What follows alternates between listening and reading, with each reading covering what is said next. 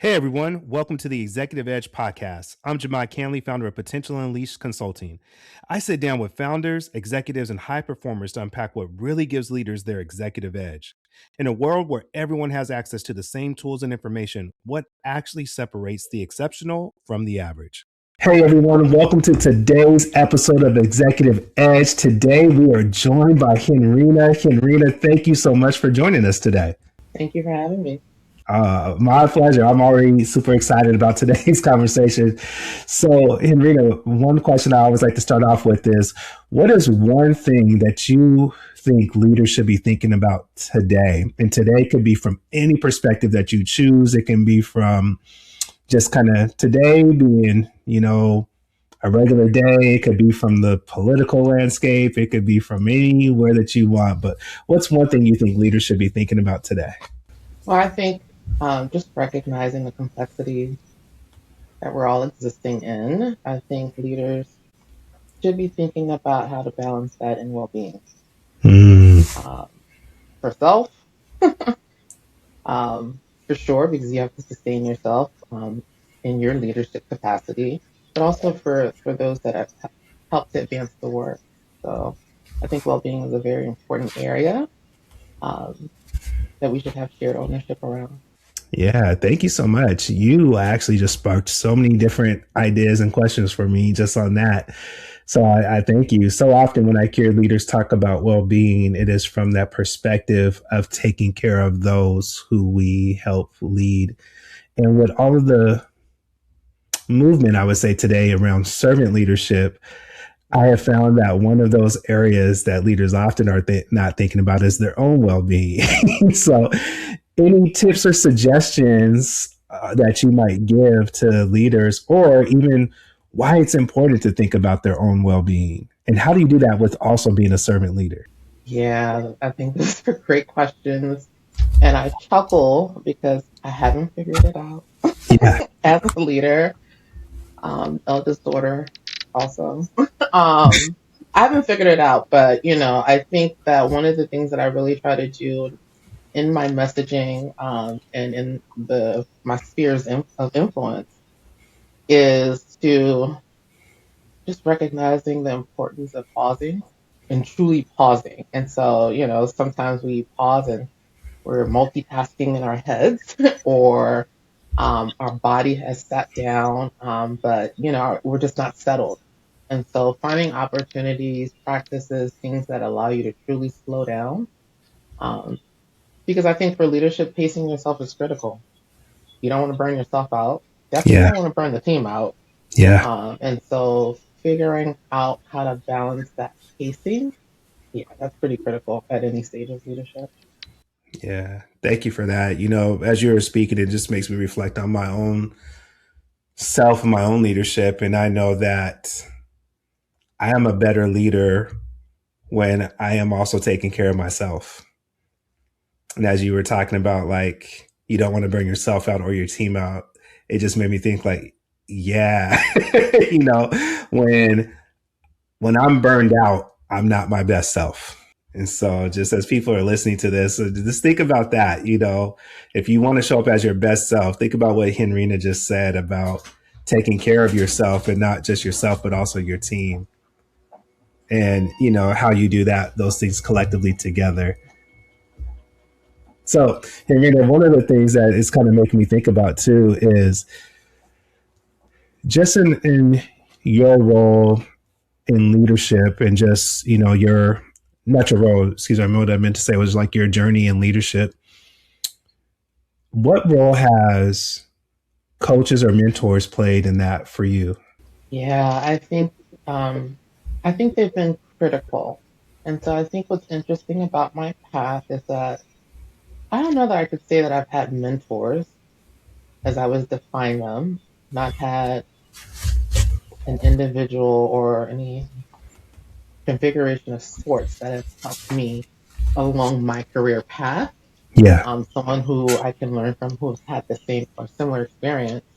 Um, but I think, I don't know, because I am a lifelong learner and I am someone who is open to learning from anyone, I allow anyone to become a mentor to me. I mean, Mm. quite frankly, I feel like there's I know enough to know that I know nothing at all, and there's always something else, something that somebody knows that I don't. And so, in any roles that I've been in, I think I've just really welcomed the idea of I call it baptism by fire, where Yeah. you get into positions and you kind of have to figure things out with support. Sometimes not great, and sometimes it's okay.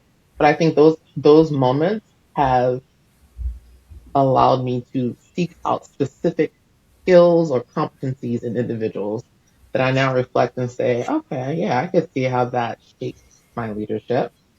Um, but then I've also had access to coaches. Um, One at a time, I think there are two coaches that I can think of. Actually, I Yeah. want to say three. Three right now that I'm still connected to this day in some capacity. Three coaches that I feel have been pivotal in terms of my growth and evolution as a leader. Um, Two of them strictly from modeling, strictly from modeling it, right? Yeah. And then um, having the opportunity to uh, build a coaching relationship, like name, this is what I want, this is what I want to be coached on, and really negotiating how um, I could be supported. And so having access to that and then being fortunate to be at an organization that also one of our values is continuous learning and we are committed to professional development to the nth degree. And so our folks have access to coaches. I have had mentor coaches as I've grown my own practice that have been critical to my leadership. And I just think that there's something special about coaches that you don't quite get until you get Yeah. it.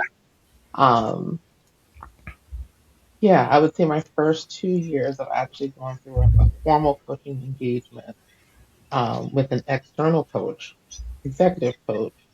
It was me really figuring out what am I doing in this space? What am I trying to figure out? And in hindsight, you recognize that that is part of the process. Like Yeah. that's the thing.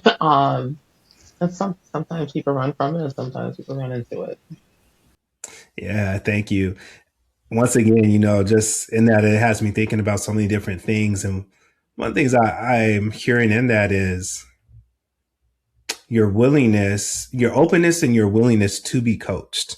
And what I mean by that is sometimes I hear from leaders that they feel this pressure that they're supposed to know it all Yeah. and that they have to posture that way. And part of my coaching sometimes with leaders is trying to help them understand that that's an unrealistic expectation and it creates extreme pressure. How have you leaned into what you mentioned, like this continuous learning, this, hey, there's some things that I want to, like you said, you came and you were able to name, like, here's some things that I want to learn and grow in. Like, how would you suggest that another leader who maybe is struggling with that type of vulnerability because they've been taught that vulnerability is a weakness, how might you help them through that? I think it's often good to be able to see yourself in others.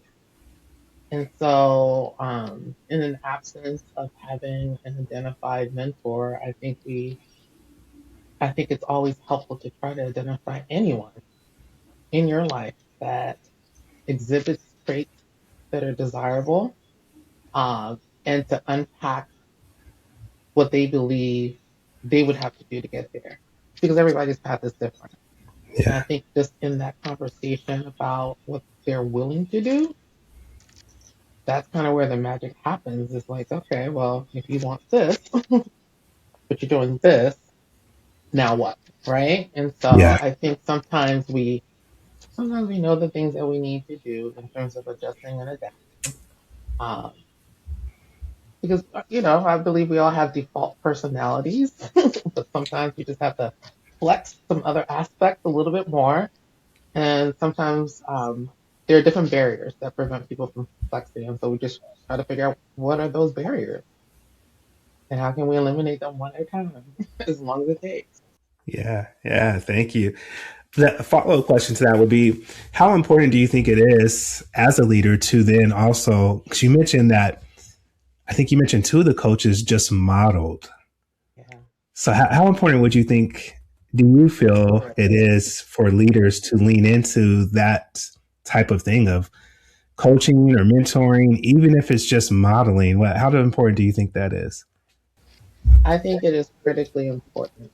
I Mm, think that I think it's so important that it is baked into our culture expectations that I developed. Like one of the leadership expectations. You model the way, you inspire others to succeed, and you lead with compassion. I think those are all three critical things. But the modeling the way piece, I think, allows you to see the ease of being day to day. Like, I think sometimes people equate leadership to this big audacious thing that they have to do and acquire. And it's like, no, you just have to be every yeah, day in those interactions that you're having, show up with care, um, be intentional about the touch points that you do have because you don't have many. And so when you do have them, make them count. And yeah, I think openness is a big thing. Modeling openness is a big thing as a leader. Because if you want people to, leaders are responsible for helping to shepherd change. mm, And if you want people to follow you, they need to see your flexibility, your amenability, your willingness to be wrong, to be challenged. And so you have to model all of those things for people to feel like it's okay for me to kind of go through that as well. yeah, So that's what creates safety in order for vulnerability to happen. yeah. Thank you. Well, every time I ask you a question, you just give me something else to think about. I told you So, I'm a rambler. no, no, no. This is great. I'm like, gosh, so I would love, I know this, none of this is scripted, but I would love to ask you this question. You mentioned leading with compassion, Hmm. and that stuck with me because I'm wondering if you could give people an example of what that looks like. And I'll frame it up this way. Leadership sometimes requires us to make hard decisions or to have difficult conversations. And do you have any examples on how, or not necessarily examples, even ideas on what that looks like with leading with compassion? How do you do that when you have to make a hard decision or have a difficult conversation? How can you still lead with compassion? Yeah, so I think that's an interesting question. I think that um, in leadership, you are trying to balance high performance, high accountability, expectations, and standards in an environment that people can thrive in, right? And so I think that leading with compassion means not necessarily jumping to conclusions, not defaulting to worst case scenarios, or not, or being able to test your assumptions. And I mean, Yeah, really test them through curiosity, not accusations, or not, um, not as a result of bias. Um, and so I think of a situation, I just think of a situation that I coach somebody through, someone who's experiencing a lack of responsiveness from a teammate, and it was impacting their ability to complete their portion of the work. And they were just really frustrated about it. And I mean, they just couldn't understand why there was an inconsideration for them. And so as we yeah, unpacked that, you know, it went from, it's just this simple task. I don't know why it's taking so long or why it seems so complicated or why I can't get a response to, yeah, um, there could be several things that's influencing that. I haven't even had a conversation. I've just been communicating through email. And it's just yeah, like the conversation is the compassion, you know. So much can be misconstrued through email, chat messages, or whatever the case may be. And I think some cultures default to putting time on the calendar, or there's hesitation, which is, oh, your light is green. Let me just call you and just have this quick conversation. And I'm naming it in this way because, I know that there are hybrid work environments that exist. I happen to work in a fully remote environment. And so my example is just attuning to the realities of remote culture and still being able to lead Yeah, with compassion yeah, in that. But yeah, the compassion is having the conversation, being curious, um, and giving the space, pausing, slowing down, and giving that space to truly try to understand. Because maybe it's not that individual that's the issue or the barrier. Maybe there's a system issue and it's not been elevated yet. Or maybe there is something going on that requires an adjustment for this one time. Because this is atypical. And if it's atypical, where's the grace? Like where's the grace? And then it's also recognizing though, yeah, even with that, because I think sometimes you can swing the pendulum too far over. And I think sometimes leaders may over index on compassion to the point where there's coddling or lack of natural consequences. And, I believe that you can lead with compassion and still hold people accountable, even if the impact is not what they desired, but it is the expectation that was named, understood, communicated, reinforced, all yeah, the things. Um, but it has to be all the things. Yeah. yeah. I love that. Thank you so much. I think that that's you just hit on so many different things, but sometimes having, I shouldn't say sometimes, so often, right? Having that conversation that needs to happen is compassionate rather than not having it with people. And so, and you just, I mean, gosh, you just hit on so many different things about that hybrid remote environment and what that looks like, because that is different than when you're just in the office together and you can just, hey, like let's grab lunch, right? That so wow, thank you so much. I'm I, I kind of want to stay there, but I'm going to move us forward into some other things. But yeah, you just hit on so many different things in just that one response. I really appreciate that. I also want to ask you this question about culture. How important do you think culture is? Because as you were naming all of those things, that's what kept flashing before my eyes was, wow, you're really talking about creating culture, right? A culture of openness, a culture of like communication, a culture of compassion and all those things. How important do you think culture is to the success of an organization? And what role do you think leaders have in creating a culture? Um, I think it's the responsibility of leadership, positional authority, positional power to um, model, reflect, and um, live out culture in a way that others, there's no question, right? Of what the Yeah, culture is. But I also think that culture needs to be named.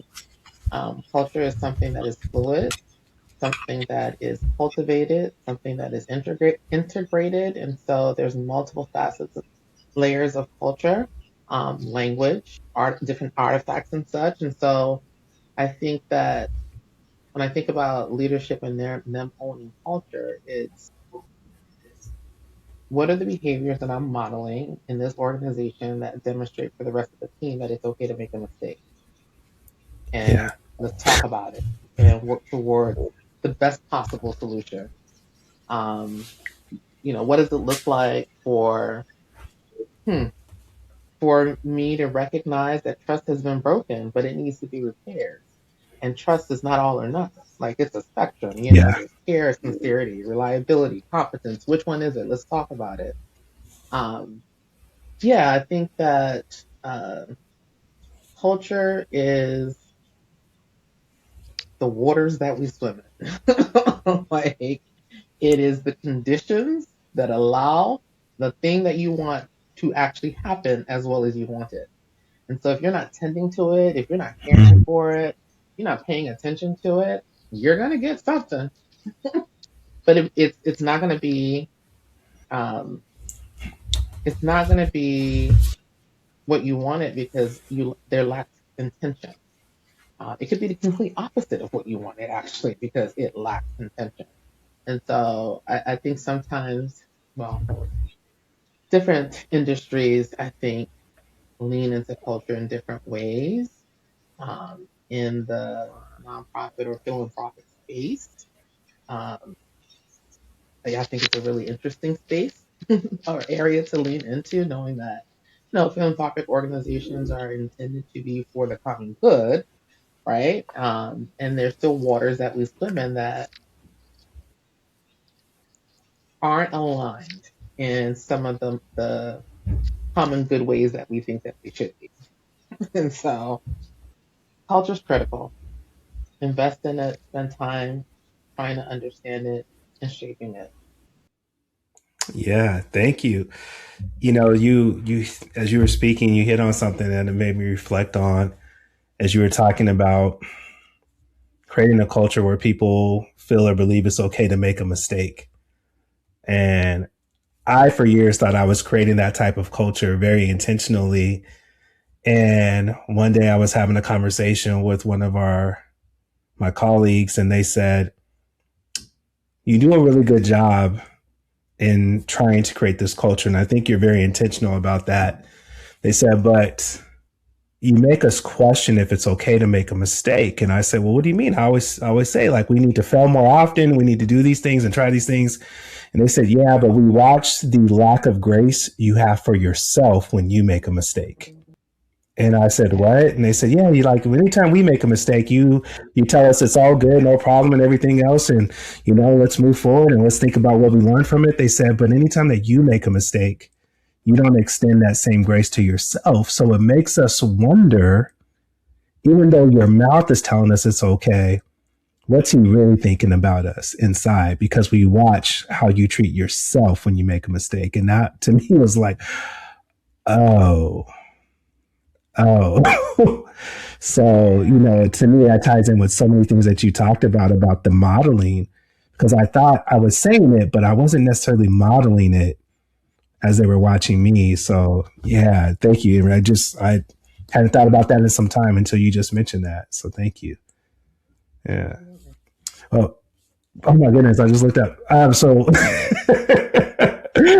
dude, we are coming up on time. I have so many more questions I want to ask you, but okay, I'm gonna try to squeeze one more in before I go to my closing questions, and we'll just see if we can get through them. No pressure on you, no rush on you. I'll make the adjustments on my side. But in your leadership journey, have you experienced any leadership challenges that you would be willing to share? And not any meaning. Is there a leadership challenge that you maybe have experienced that you'd be willing to share with others? The question was, in your own leadership journey, would you be willing to share maybe one challenge that you have come up against in your own leadership journey? Yeah. I think early on in my career, the biggest challenge that I think that I faced was um, having the level of confidence that I had in my competency and capability challenged from an age standpoint, right? Hmm. I think that sometimes we attribute leadership automatically to um, more time, more tenure. And I think that there's wisdom that comes with all of that. Um, but I also think that leadership is about innovation and being willing to try things new. And so I think my biggest challenge as someone who is um, a provocateur, like I kind of ask the questions, say the things. Um, I think I just always found it challenging when I saw possibility beyond what my current leadership saw. and I knew that I could make it happen. um, and so I think for me, in hindsight, I wouldn't change the path that I experienced. I think some of those barriers and challenges were put in place to help sharpen me and my leadership skills I maybe wasn't even thinking about, because leadership is about influence, right? And so, Yeah. not really forcing your way. It's about um, helping people see value in what you're trying to get across, and getting them to buy into it, and advocate on your behalf as well. And so over time, you learn and recognize that you have to bring people along. You have to bring people along. You can't pull them. Yeah. uh, yeah, you have to bring them along.